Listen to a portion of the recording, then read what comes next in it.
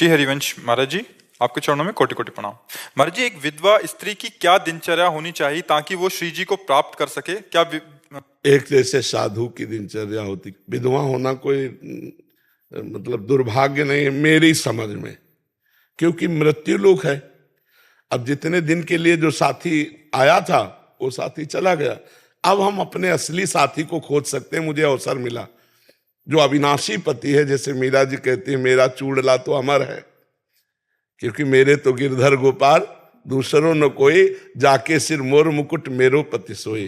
तो प्रातः से लेकर शयन तक, शयन से लेकर प्रातः तक अगर ब्रह्मचर्य का पालन करे, क्योंकि भगवान ने अवसर दिया है, ब्रह्मचर्य पालन करे, शास्त्रों का स्वाध्याय करे, नाम जप करे, और समाज से हटकर एकांत में जैसे सन्यासी साधना करते ऐसी साधना करो, तो अपने कुल परिवार को भी तार देगा और स्वयं तर जाएगा। क्योंकि जीव न स्त्री है न पुरुष है, ये तो कुछ समय के लिए मिला हुआ है, न कोई किसी का पति न कोई किसी की पत्नी है। नाटक मंच पर माया के द्वारा ये रचित शरीरों के संबंध है, वो गया, उसका संबंध इतने दिनों तक था, अब परमात्मा से संबंध कर लो, अब भगवान से संबंध कर लो। हमें लगता है हर परिस्थिति का सदुपयोग करना चाहिए, दुरुपयोग नहीं। अब ये परिस्थिति, जैसे आप बहुत गंभीर मुद्रा में इस बात को समझना चाहती हैं, तो ये परिस्थिति का सदुपयोग है, पर ये बहुत धैर्यशाली की बात है। नहीं तो कल परसों एक प्रश्न था हमारा, उसमें यही लिखा था कि अब ये अकेलापन सहा नहीं जा रहा, मतलब ऐसा लग रहा है कि दूसरी शादी, नया कोई जीवन साथी चयन कर लें, मतलब वैधव्य हो गया था। हाँ, अभी 4-5 और बहुत फिर इसमें कोई विलय सेट हो पाता नहीं। तो पहली बात होती है कि जो स्वीकार करता है उसकी हे बुद्धि होती है सामने वाले के प्रति, और उसकी दैन्य बुद्धि होती है। वो बहुत, मतलब हमें तो लगता है कि अगर सह जाए तो आजीवन ब्रह्मचर्य रहकर भजन करना चाहिए। कितने बच्चे बच्चियां भजन कर रहे हैं जिन्होंने ब्याह ही नहीं किया है, और 18, 16, 15, 25, 24 सब नौजवान हैं, और सब हाथ में माला, कंठी, तिलक, किसी को देखेंगे भी नहीं, किसी को देखेंगे भी नहीं। कोई ऐसा नहीं कि मोबाइल रखती हो या किसी भी तरह का सांसारिक आधुनिक, कोई भी आधुनिक सुविधाएं नहीं है, बस वो भगवान के लिए जीवन। तो हमें लगता है कहीं ना कहीं भगवान ने कृपा करी और मुझे अपनी तरफ घसीटने का अवसर दिया, ऐसा हमें सोचना चाहिए। हमें ये नहीं सोचना चाहिए कि हमारा दुर्भाग्य है कि हमारा पति चला गया, अब मैं श्री कृष्ण को रिझाऊंगी और जन्म जन्म उन्हीं, वो अविनाशी हैं, जन्म जन्म उन्हीं की होके रहूंगी। जो बड़ी बड़ी ऐसी महान भक्ता हुई हमारे देश में जिन्होंने भगवान को रिझा लिया, पर बच के रहे, क्योंकि आकर्षण बहुत बुरा होता है। समाज में रहना है, वो आकर्षण है, पर अगर भक्ति शुद्ध है तो कोई परास्त नहीं कर सकता, नहीं तो बहुत कठिन है। क्योंकि अपने मन को बहुत काल तक किसी सीमा में बांधे रखना बहुत कठिन होता है। जैसा इन्होंने प्रश्न किया कि अब अकेलापन खाया जाता है, वो अकेलापन अगर दूर करने की बात भगवान से हो गई तो निभ सकता है, अन्यथा भी बहुत कठिन है निभ पाना। वो मन हमारा खुद हमको गिरा देगा। महाराज जी, प्रसंग चल रहा है इसलिए पूछ रहे हैं। महाराज जी, जैसे नवीन अवस्था में अगर वैधव्य आ जाता है महाराज जी, तो क्या ससुराल से माँ बाप के घर में रहना ज्यादा उचित रहेगा?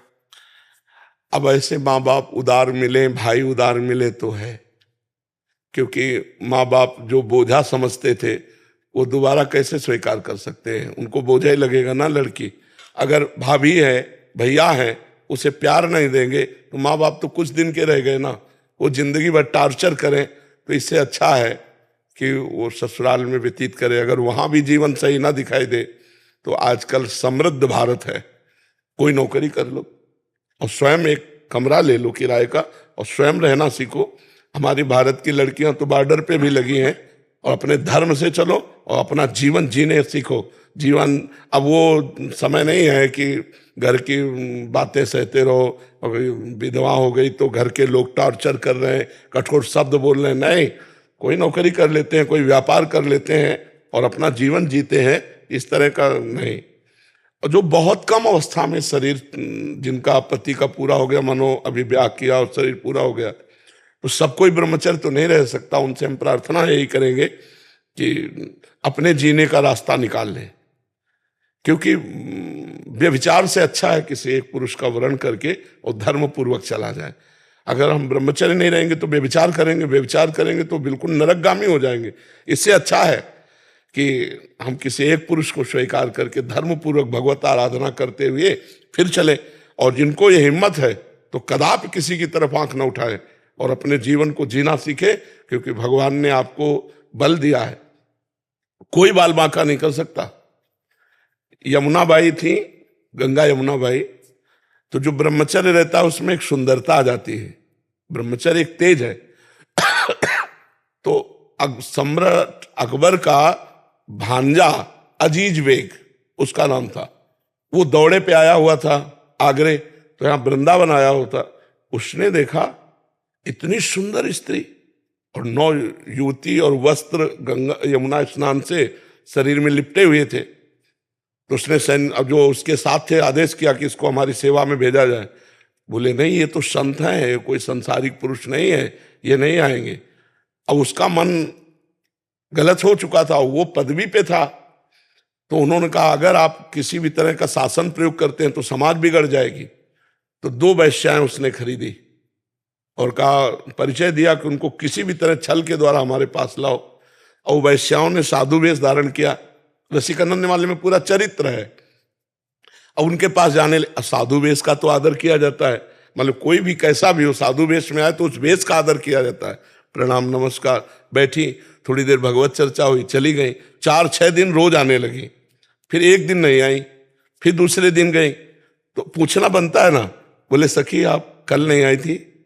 तो उनका हमारे यहाँ बहुत बड़े संत आए हैं, तो उनकी सेवा में बिजी थी, थोड़ी छुट्टी लेकर मैं आपसे मिलने आई हूं। तो उनका संत आए हैं, बोले बहुत बड़े संत है, रात दिन भजन में लगे रहते हैं, आप चलेंगे दर्शन करने?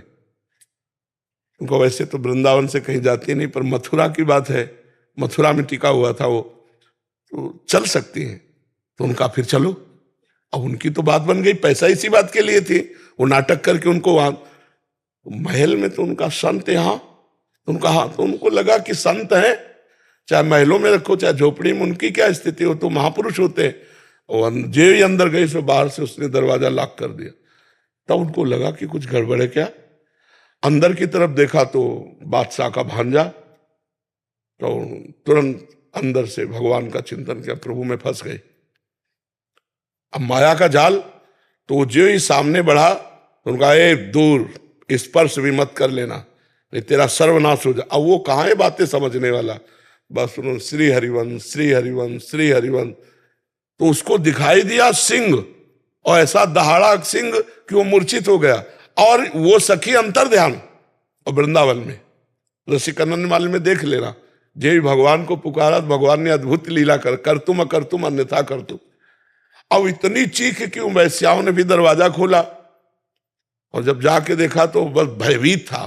तो कहा क्या हुआ, तब सारी घटना तो कहा कह रही थी वो संत हैं, तो बोले हमको एक बार ले चलो, नहीं मेरे प्राण व्याकुल हो रहे। लाए, साष्टांग दंडवत किया और कहा देवी मेरी गलत भावना थी, मुझे क्षमा करो। और बहुत सी भेंट रखी, उनका भेंट की जरूरत नहीं, तुम भेंट ले जाओ, बस एक बात ध्यान रखना, जो भजन करने वाले ब्रज क्षेत्र में उनकी तरफ आंख उठा के मत देखना, भगवान उनकी रक्षा करते हैं। तो जो धर्म से चलता है भगवान उसकी रक्षा करते हैं। इसलिए हम तो प्रणाम करते हैं जो ऐसी स्थिति में अपने जीवन को बचा के भगवान को समर्पित कर दें, पर है कठिन, है कठिन। अगर निर्वाह कर ले जाओ तो असंभव नहीं है। पहले बहुत सी ऐसी माताएं बहनें हो चुकी हैं जो भजन के प्रताप से जीवन को पवित्र रखते हुए भगवान को समर्पित किया है।